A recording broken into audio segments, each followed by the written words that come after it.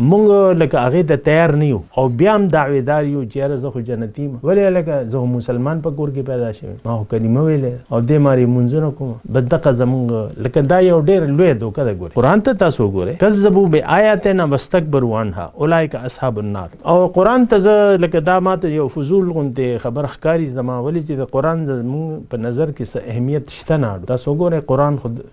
لکه تاسو په خپل هم نه زده کوئ نه خپل بچو ته ښیئ او نه داسې کمال د قرآن زده کړه څونه په دې معاشره کې دا خلک وایي چې د قرآن پوهه به ورته حاصل یا زه هغه مطلب دا چې دی یو داسې سړی کتلی چې په قرآن باندې پوهېږي او هغې نه هدایت اخلي اکثر خو دې ته شرک وایي که نه چې پیر مه جوړه دا خو شرک دی څه مطلب هغه خو روایتي مونږ خبره خو نه کوو یا